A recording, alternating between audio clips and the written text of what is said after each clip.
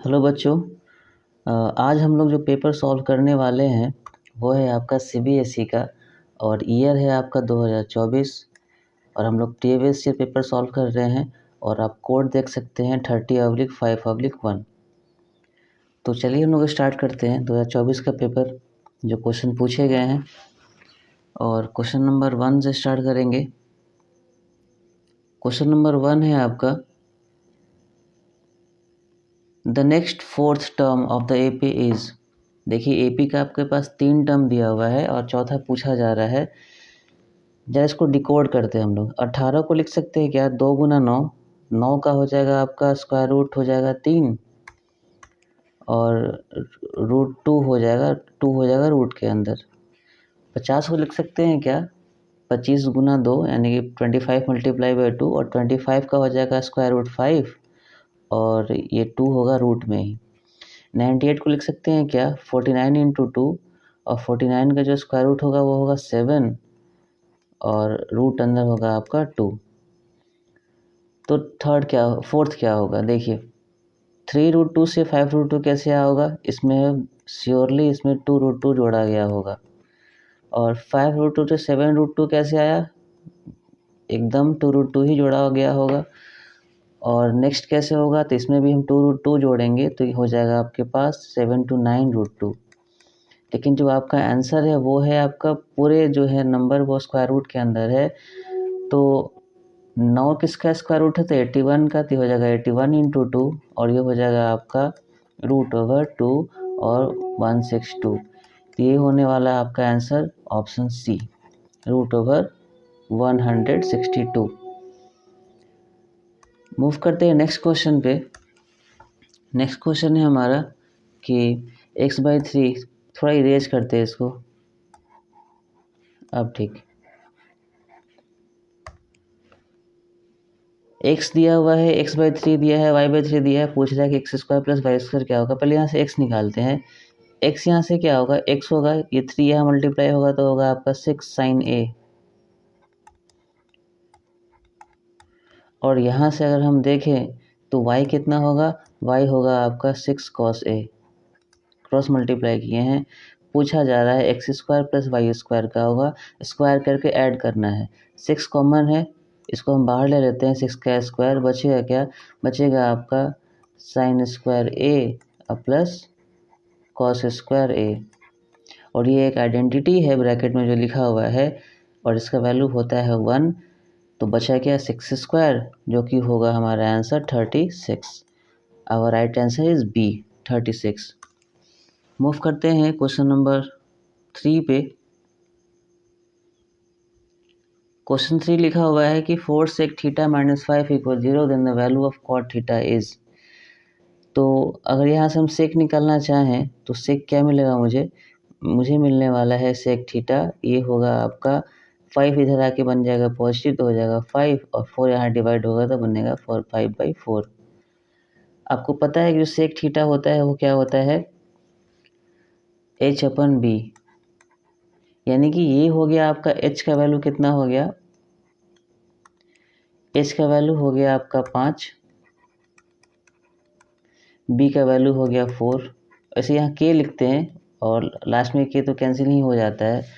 अगर हम देखें तो एक ट्रिपलेट है 3 4 5 का और यहाँ पर ये हमेशा 5 जो होगा हाइपोटेनस ही होगा और ये है भी यहाँ पे, बेस दिया हुआ है 4। तो बचा गया हमारा, बचा यहाँ पे ये बेस है तो बचा क्या, ये हो गया आपका परपेंडिकुलर। पूछा जा रहा है कॉट थीटा क्या होगा, तो कॉट थीटा होता है क्या, तो कॉट थीटा होता है हमारा b/p और ये होगा आपका b का वैल्यू कितना है 4 है और p का वैल्यू कितना है 3। तो आंसर क्या होगा 4/3। हमारा राइट आंसर क्या होने वाला है ऑप्शन डी 4/3। मूव करते हैं नेक्स्ट क्वेश्चन पे। नेक्स्ट क्वेश्चन लिखा हुआ है कि which out of the following type of straight lines will be represented by the system of equation this and this। पहले हम लोग इसका रेशियो निकालते हैं। ये a1/a2 कितना होगा, a1 का वैल्यू है 3 और a2 का वैल्यू है 6 जो कि होने वाला है 1/2। निकाले हम लोग b1/b2, ये होगा आपका b1 जो यहाँ पे y के साथ ही होगा 4 और ये होगा आपका 8 जो कि होने वाला है 1/2। बचता है c1/c2, ये होगा आपका 5/7। यहाँ हम देख सकते हैं कि जो रेशियो हमारे पास मिला है उसमें ये पैटर्न फॉलो हो रहा है। क्या फॉलो हो रहा है? a1/a2 इक्वल b1/b2 और नॉट इक्वल क्या है? c1/c2। ये कब होता है? जब लाइंस कैसे हों? जब लाइंस पैरेलल हों तभी ये कंडीशन हो पाता है। तो लाइंस कैसे हमारे? लाइंस है हमारे पैरेलल। मूव करते हैं नेक्स्ट क्वेश्चन पे। नेक्स्ट क्वेश्चन है the ratio of sum and product of the root of the quadratic equation, और इक्वेशन दिया हुआ है।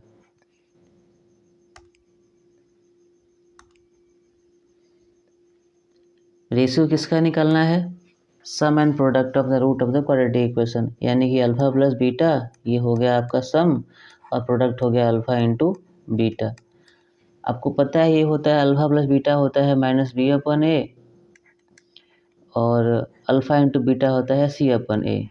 ये a तो कैंसिल आउट होगा, हमारे पास क्या होगा? -b/c। ज़रा वैल्यू पुट करें यहाँ पे। b का वैल्यू कितना है? जो x का कोफिशिएंट है जो कि -6 है, तो माइनस माइनस कितना हो जाएगा? +6। और c क्या होगा? जो कॉन्स्टेंट टर्म है जो कि है आपका 21। 3 से कैंसिल आउट करेंगे तो होगा 3 2 6 और 3 7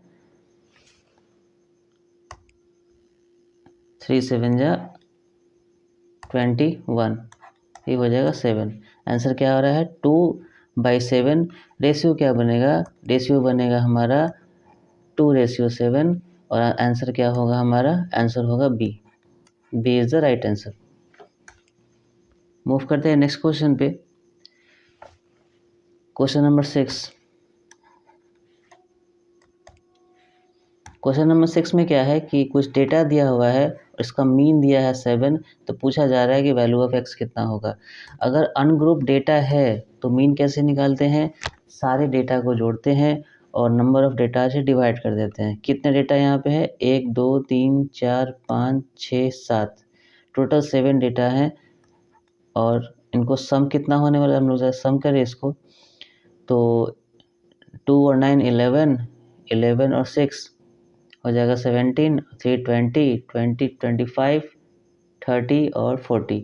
ये होने वाला है 40 प्लस x को ऐड करें तो क्या मिलेगा? x 2x 3x हो जाएगा, बस ये 3x हो गया। और ये लिखा हुआ है आपका कितना है इसका जो मीन है वो है 7। अगर हम क्रॉस मल्टीप्लाई करें तो क्या मिलने वाला है? मिलने वाला है 40 प्लस 3x और इधर होने वाला आपका 7 7 या 49, तो 3x क्या मिलेगा? इधर आगे सब्ट्रैक्ट होगा तो मिलेगा आपका 9, तो x कितना होगा आपका? 3। तुम्हारा आंसर क्या होने वाला है? Value of x is 3। Move करते हैं नेक्स्ट क्वेश्चन पे। क्वेश्चन नंबर 7 है। 7 लिखा हुआ है कि 1 ticket is drawn at random from a bag containing tickets numbered 1 to 40. The probability that the selected ticket has a number which is multiple of 7. हमारे पास एक बैग है जिसमें टिकट्स रखे हुए हैं, नंबरिंग किया हुआ है 1 से लेकर के 40 तक, और मुझे एक टिकट एट रैंडम निकालना है और वो टिकट जो होगा वो मल्टीपल ऑफ 7 का, उस पर नंबर जो होगा वो मल्टीपल ऑफ 7 हो, उसकी क्या प्रोबेबिलिटी है? देखा जाए तो पहला मल्टीपल ऑफ 7 है आपका 7 खुद, और दूसरा है आपका 14, उसके बाद 21, फिर 28, फिर कितना होगा? 35, अगला होगा 42। मेरे पास जो नंबर है 40 तक ही है, तो ये वाला नंबर नहीं होगा, इसको छोड़ते हैं, बस इतना ही। कितना है? 1 2 3 4 5, टोटल 5 मेरा फेवरेबल आउटकम्स है और टोटल आउटकम्स कितने हैं? 40 तक, 1 से लेकर 40, तो कितने हो जाएंगे? 40। तो होगा आपका इसका प्रोबेबिलिटी कितना होगा? तो 1/8। आंसर क्या होगा? बी। मूव करते हैं नेक्स्ट क्वेश्चन पे। क्वेश्चन नंबर 8 है the perimeter of the sector of a circle of a radius is 21 centimetre which subtends an angle of 60 degree at the centre of the circle is. इसमें है क्या कि एक sector है जिसका radius 21 centimetre है, उसके बाद 60 डिग्री का एंगल सबटेंड किया गया है उस सेक्टर के द्वारा। तो पूछा जा रहा है कि उसका पेरीमीटर कितना होगा। आप लोग पिज्ज़ा तो खाए होंगे, पिज्ज़ा का जो स्लाइस होता है वही सेक्टर है, एकदम सेक्टर वैसा ही होता है, कुछ इस तरह से पिज्ज़ा का आप स्लाइस याद कर सकते हैं, और एक सर्कल का पार्ट होता है बिल्कुल। यहाँ पे जो एंगल सबटेंड किया गया है वो कितना है, 60 डिग्री, और इसका जो रेडियस है वो 21 है, ये है 21। पूछा जा रहा है कि इसका पेरीमीटर कितना होगा। पेरीमीटर कैसे निकालेंगे सेक्टर का, तो पेरीमीटर होता है क्या, दोनों रेडियस को जोड़ेंगे r प्लस आर, और प्लस जो ये आर्क बन रहा है जो कि एंगल 60 डिग्री सबटेंड किया है, इसका वैल्यू क्या हो जाएगा, थीटा बाई 360 2 पाई आर। ये मैं लेंथ ऑफ आर का फॉर्मूला लिख रहा हूँ। चलिए वैल्यू पुट करते हैं यहाँ पे, r प्लस आर क्या हो जाएगा आपका 2r, थीटा का जो वैल्यू है वो है आपका 60 बाई 360, और यहाँ वैल्यू पुट करें तो 22/7, और r का जो वैल्यू है कितना है आपका 21। चलिए इसको हम लोग सॉल्व करते हैं। अब ये हो जाएगा 2 इंटू आर का वैल्यू कितना है आपका 21, प्लस ये कैंसिल होगा 6 बार में, तो ये होगा आपका 1/6 इंटू ये है आपका 2 इंटू 22/7 बाई इंटू 21, ये हो जाएगा आपका 42, प्लस ये कैंसिल किससे होने वाला है, ये होने वाला है 2 से कटेगा 3 बार में, 7 3 21 होगा, तो ये पूरा कैंसिल ही हो जाएगा, तो बचेगा सिर्फ 22। ऐड करेंगे तो कितना होगा आपका 4, यहाँ होगा 6, 64 सेंटीमीटर क्या होगा इसका पेरीमीटर होने वाला है। आई होप आप समझे होंगे, सिंपल सा फॉर्मूला है पेरीमीटर का। इसका फॉर्मूला क्या है, 2r प्लस ये हो गया आपका रेडियस के लिए जो ये बाउंड्री बना रहा है, और अगला बाउंड्री है आपका आर्क का, तो हो जाता है थीटा बाई 360 हो जाएगा 2 पाई आर, और आर का वैल्यू कितना है 21 और थीटा कितना 60, वैल्यू पुटिंग की और सॉल्व की। मूव करते हैं नेक्स्ट क्वेश्चन पे। क्वेश्चन नंबर आपका होगा 9।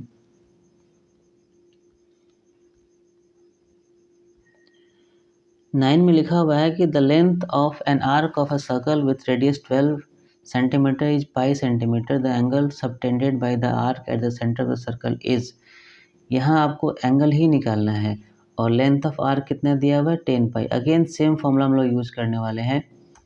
लेंथ ऑफ आर्क का फॉर्मूला क्या होता है, जो लेंथ का फॉर्मूला होता है वो होता है आपका theta by 360 into 2 pi r, और यहाँ लेंथ जो दिया हुआ है वो हमको दिया हुआ है कितना 10 पाई। तो पाई के वैल्यू पुट नहीं करना है क्योंकि पाई कैंसिल आउट हो जाएगा। थीटा हमको निकालना है, बाई में 360 हो जाएगा, और 2 पाई तो छोड़ देंगे पाई के क्योंकि पाई कैंसिल हो जाएगा, और आर आपका दिया हुआ है कितना 12। अगर हम कैंसिल आउट करें तो यहाँ से पाई कैंसिल आउट होगा, और ये तो थीटा कितना होगा, थीटा होगा आपका, अगर यहाँ से भी हम कैंसिल आउट करें तो 12 3 या 36 होता है, हो जाएगा 3 0, और 2 से हो जाएगा 15, तो थीटा क्या हो जाएगा 10 इंटू 15, जो कि होने वाला है आपका 150 डिग्री। हमारा आंसर क्या होगा 150 डिग्री। तो ऑप्शन कौन सा है, ऑप्शन है आपका डी। मूव करते हैं नेक्स्ट क्वेश्चन पे। नेक्स्ट क्वेश्चन है कि the greatest number which divides 281 and 1249 leaving remainder 5 and 7 respectively is. देखिए जैसे ही ग्रेटेस्ट नंबर की बात होता है और वो डिवाइड करे तो समझ लीजिए आपको HCF ही निकालना है। यहाँ अगर हम ठीक से देखें तो HCF जो होगा डिवाइड करने पर इस केस में 5 रिमाइंडर बचना चाहिए और इस केस में बचना चाहिए 7, यानी कि जो भी नंबर होगा उसमें रिमाइंडर बच रहा है, तो क्यों ना मैं इस रिमाइंडर को हटा दूँ, तो जो नंबर बचेगा वो कम्प्लीटली डिवाइड हो जाएगा। यानी कि 281 में अगर हम 5 माइनस कर दें तो क्या मिलेगा मुझे मिलेगा आपको 276। तो ये जो नंबर होगा वो उस ग्रेटेस्ट नंबर से कम्प्लीटली डिवाइड होगा, क्योंकि इसमें तो रिमाइंडर बच रहा था, रिमाइंडर को ही हम निकाल दिए बाहर। जो नंबर बचेगा वो नंबर जो होगा वो कम्प्लीटली डिविजिबल होगा उस ग्रेटेस्ट नंबर से। और इस केस में आपका रिमाइंडर बच रहा है 7, तो अगर मैं इसको माइनस करूँ 1249 माइनस 7 करूँ तो यहाँ जो नंबर मिलेगा आपको 1242, ये जो नंबर होगा इस ग्रेटेस्ट नंबर से कम्प्लीटली डिविजिबल होगा, क्योंकि रिमाइंडर मैंने हटा दिया है। यानी कि मुझे इन दोनों का एचसीएफ निकालना है। एचसीएफ निकालने का मेथड अलग अलग है, तो हम लोग निकाल लेते हैं यहाँ पे डिवाइड करके, जल्दी निकलेगा। तो 276 को डिवाइड करेंगे आपका 1242, इसको हम लोग कैरी अगर हम देखें 4 बार में ले जाते हैं तो कितना आना चाहिए, ये होगा आपका 6 4 जा 24, बचेगा 2, 28, 2 30 होगा, बचेगा 3 और 11। घटाने में कितना आएगा, ये होगा आपका 12 में से 4 गया 8, यहाँ होगा 3 और यहाँ होगा 138। और अगर 138 से डिवाइड करिए 276 को तो ये कटेगा आपका 2 बार में, बिल्कुल कटेगा, 27 होगा, ये कैंसिल आउट होने वाला है। हमारा एलसीएम एचसीएफ क्या मिलेगा 138। तो 138 वो ग्रेटेस्ट नंबर होगा जो 276 को और 242 को कम्प्लीटली डिवाइड करेगा।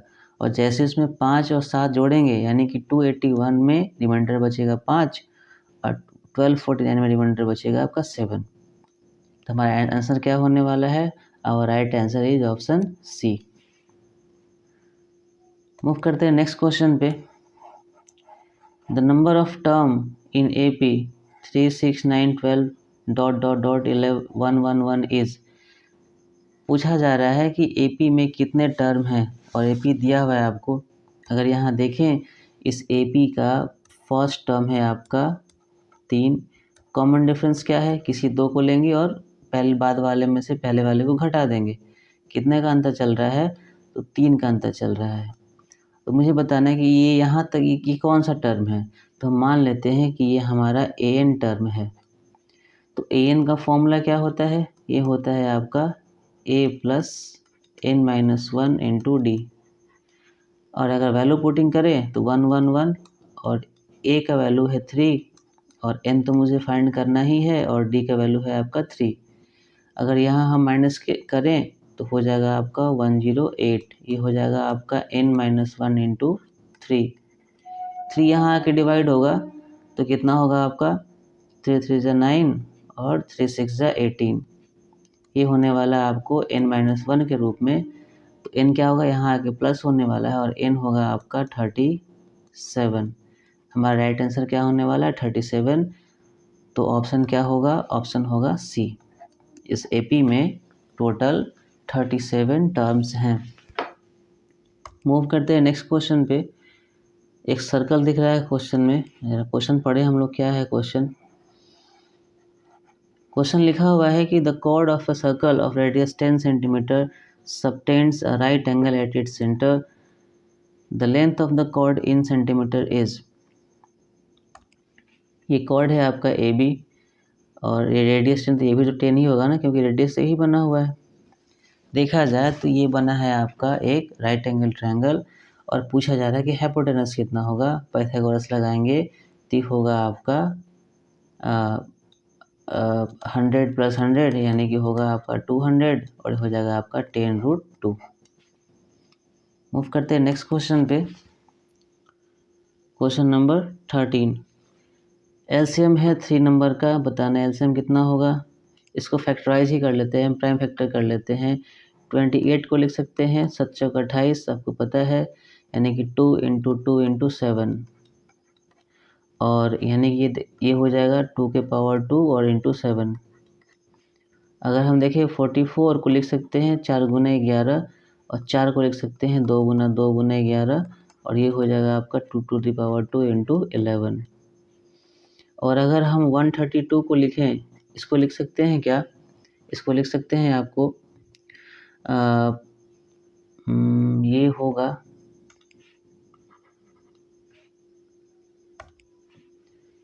132 होने वाला है आपको 12 इंटू 11 और 12 को लिख सकते हैं 4 इंटू 3 और ये 11 और 4 हो जाएगा 2 टू द पावर 2 और ये 3 और ये 11। देखा जाए यहाँ पे तो एलसीएम क्या होगा, जो प्राइम फैक्टर का हाईएस्ट पावर होगा। यहाँ देखिए तो एलसीएम होने वाला है हमारा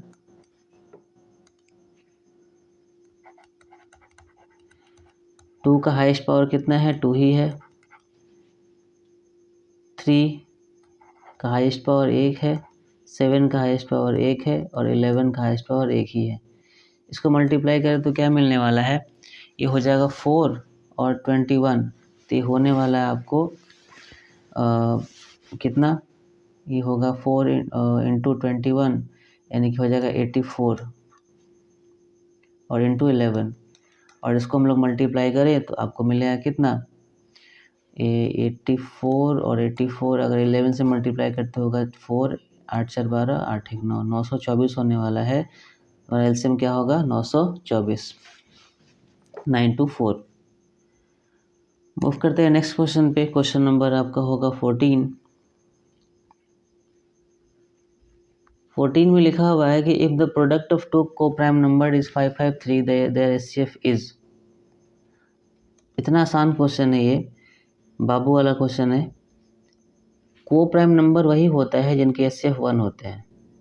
अब एचसीएफ ही पूछ रहा है, एलसीएम इसका आंसर क्या होने वाला है 1। क्वेश्चन नंबर 15 आते हैं। 15 लिखा हुआ है कि if alpha and beta are the zeros of polynomial this and alpha plus beta equal alpha into beta, तो पूछा गया के का वैल्यू कितना होगा। तो अल्फ़ा प्लस बीटा क्या होगा, ये होता है माइनस बी अपन ए और अल्फ़ा इंटू बीटा होता है सी अपन ए। तो ए तो कैंसिल आउट हो जाएंगे। तो बी का वैल्यू कितना है -30 और नेगेटिव मिलके पॉजिटिव हो जाएगा, ये हो जाएगा आपका 30। और सी कितना है, सी है आपका 45K, ये हो जाएगा आपका 45K। पूछा गया है के का वैल्यू कितना होगा, तो के कितना होने वाला है, ये होने वाला है 30/45, 15 दूनी 30, 15 तियाँ 45, होगा 2/3। आंसर क्या होने वाला है डी। मूव करते हैं क्वेश्चन नंबर 16 में। 16 लिखा हुआ है कि फिगर आप देख सकते हैं 16 का एक सर्कल बना हुआ है और RJ RL 2 टेंजेंट्स हैं और RJL 42 है। पूछा गया है कि JOL कितना होगा, ये पूछा जा रहा है आपसे JOL कितना होगा। यहाँ देखिए हमको पता है कि रेडियस और टेंजेंट के बीच जो एंगल सबटेंड होता है वो होता है आपका 90 डिग्री और 90 डिग्री में ये सिर्फ इतना 42 दिया हुआ है, तो बचा कितना, तो ये होगा आपका 42, 8 हो जाएगा 50 और 50 होगा 4 जोड़ेंगे 40 जोड़ेंगे तो हो जाएगा आपका 90, यानी कि ये हो गया 48। अगर हम गौर से देखें, मैं फिर से इसको इरेज करके लिख रहा हूँ। देखिए ये पूरा एंगल होगा 90, 42 हो चुका है, बचा कितना 48 और रेडियस तो ये भी है, रेडियस तो ये भी है, यानी कि जो ट्रायंगल दिख रहा है आपको ओ जो एल, वो कैसा है, आइसोसेलेस है जिसमें दो साइड इक्वल हैं। तो जैसे ही आइसोसेलेस दो साइड इक्वल हैं तो इसके अपोजिट एंगल भी सेम होंगे, तो ये एंगल भी कितना होगा, ये एंगल भी होगा आपका 48। तो 48 48 मिलकर कितना हो गया आपको, ये हो जाएगा 8 8 16 और हो जाएगा 4 4 8 1 9। तो 180 में 96 तो हो गया, बचा कितना, तो बचा आपका 84। 84 इज द राइट आंसर। हमारा जो एंगल JOL होगा वो कितना होगा, ये होगा आपका 84। क्वेश्चन नंबर 17 पर आते हैं। 17 में लिखा हुआ है कि in the given figure D parallel B C, बिल्कुल ये पैरेलल है, इसको हम लोग नोटेशन दे देते हैं पैरेलल का, ये पैरेलल है दोनों। और ए डी है आपका 2.4, ये हो जाएगा आपका 2.4। डी बी है आपका 4, डी बी है 4, ए ई है 2। पूछा जा रहा है कि ए सी पूरा लंबाई कितना होगा। जैसे ही ऐसा कुछ दिखे, ट्रायंगल के अंदर कोई पैरेलल लाइन ड्रॉ किया गया है, माइंड में क्लिक करना चाहिए थेल्स थ्योरम। थेल्स थ्योरम में क्या है, तो बाकी दोनों साइड को रेशियो में डिवाइड करता है, सेम रेशियो में डिवाइड करता है।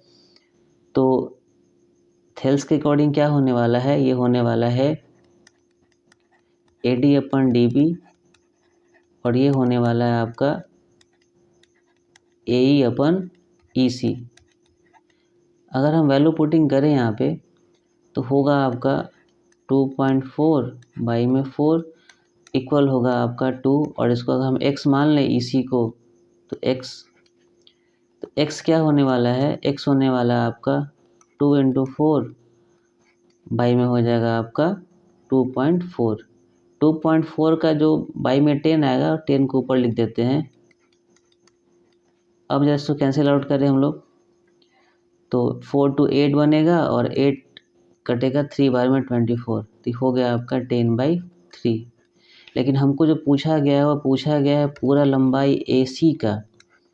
तो ए सी जो होने वाला है, दोनों को जोड़ेंगे 2, और जो x आया है मेरा 10/3, ये कितना होगा आपका 16/3, और ये हमारा आंसर होगा आपका सी। मूव करते हैं नेक्स्ट क्वेश्चन पे। क्वेश्चन नंबर होगा आपका 18।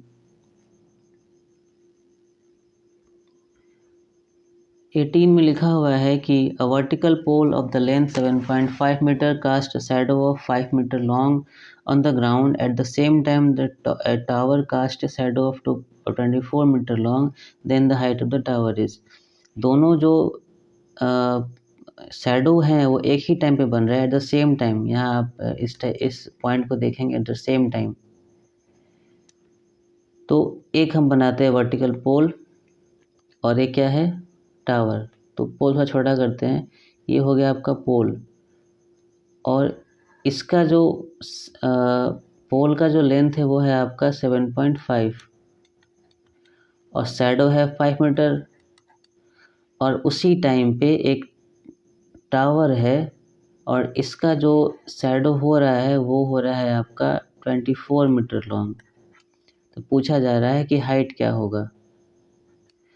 बात एट द सेम टाइम की है, ये एंगल तो 90 यहाँ भी है, क्योंकि पोल वर्टिकल ही खड़ा होगा, और टावर भी। और एंगल ऑफ जो एलिवेशन होगा सन का, वो भी सेम होने वाला है। तो ए सिमिलैरिटी से दोनों ट्रायंगल कॉन्ग्रुएंट होंगे, तो साइड का जो रेशियो होगा सेम होगा। तो यहाँ जो बनने वाला है, साइड का रेशियो होने वाला है 7.5 बाई में 5, और यहाँ बनने वाला है h/24। तो h कितना होगा, तो h होने वाला है हमारा, अगर क्रॉस मल्टीप्लाई करें तो हो जाएगा 75 मल्टीप्लाई बाई 24 और बाई में 5, और इसका हम लोग पॉइंट के नीचे लिखते हैं डेसिमल 10 करके। अब जरा हम लोग कैंसिल आउट करें, तो ये हो जाएगा आपका 5 से ही कर लेते हैं, तो कितना होगा ये 15×5 = 75, ठीक है।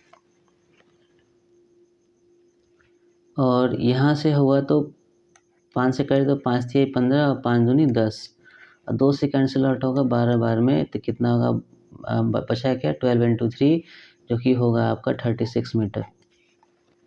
तो हाइट ऑफ टावर कितना है, 36 मीटर। क्वेश्चन नंबर 19 पे आते हैं। आप लोगों को पता है कि CBSE में 2 क्वेश्चन जो होते हैं ऑब्जेक्टिव के, वो होते हैं असर्शन एंड रीजन टाइप। तो उसको सॉल्व करते हैं। बहुत अच्छे क्वेश्चन होते हैं ये, लॉजिकल होते हैं, लॉजिकल थिंकिंग पे बेस्ड हैं ये क्वेश्चन, और आपके ये ऑप्शन तो वही रहते हैं इस टाइप के क्वेश्चन के। चलिए हम लोग क्वेश्चन नंबर 19 को डील करें। क्वेश्चन नंबर 19 है कि ABCD ट्रेपीजियम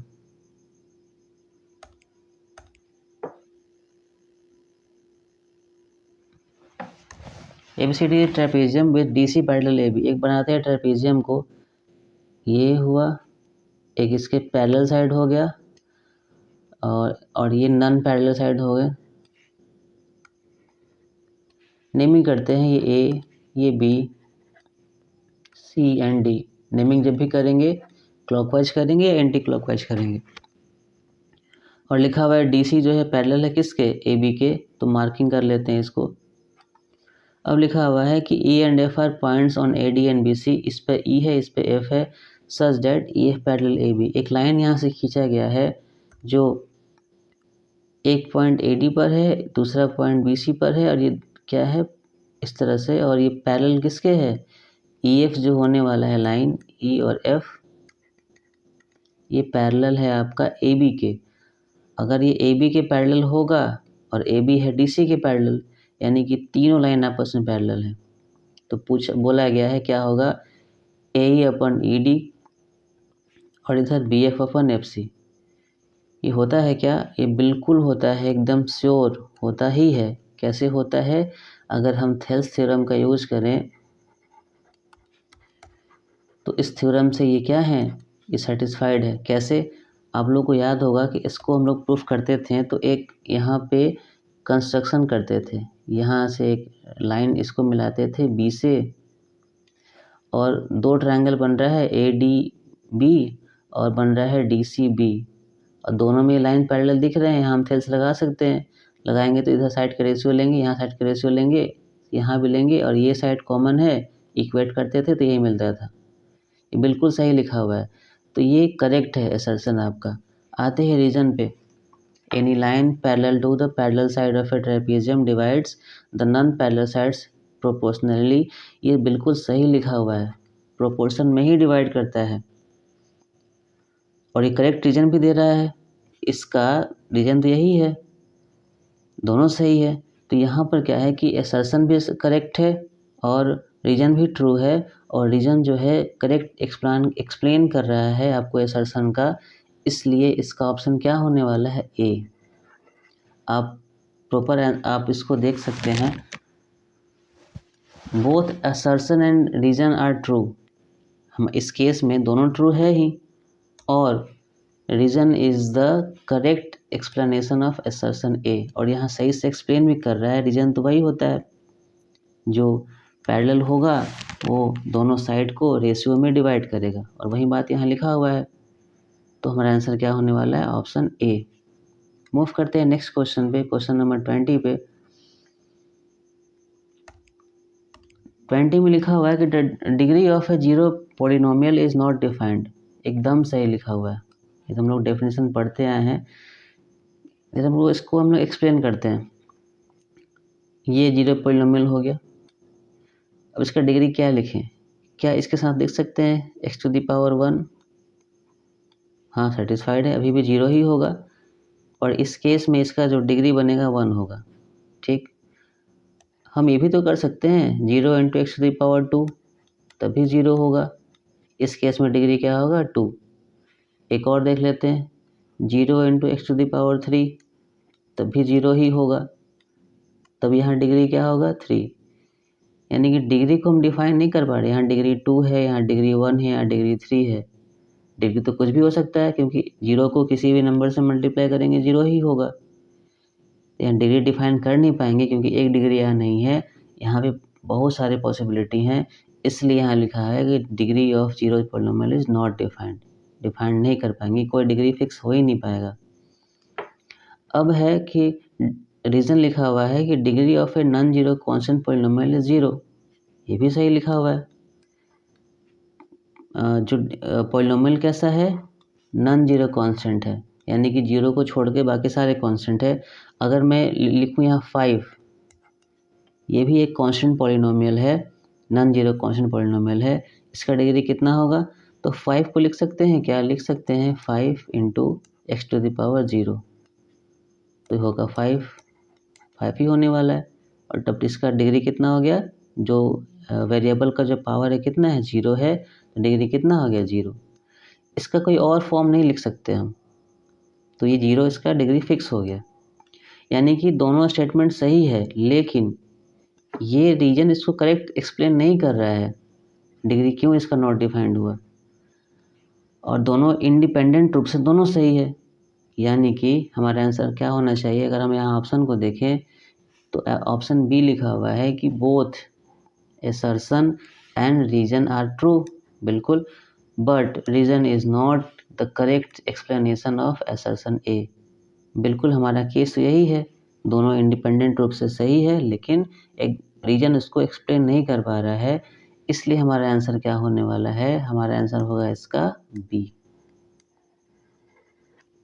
इस तरह से हम लोग 2024 में जो क्वेश्चन आया था और हम लोग क्वेश्चन पेपर कोड भी डिस्कस किए हैं जो 30/5/1 है, तो हमने इसके सारे ऑब्जेक्टिव क्वेश्चन कर लिए हैं। नेक्स्ट वीडियो में किस टॉपिक पर बनाऊं आप लोग ज़रूर कमेंट करें ताकि मैं उस टॉपिक को आपको आपके पास लाऊं अच्छे से कंसेप्ट के साथ और आपको मैं समझाऊं। आज के लिए इतना ही, तब तक के लिए गुड नाइट, बाय बाय।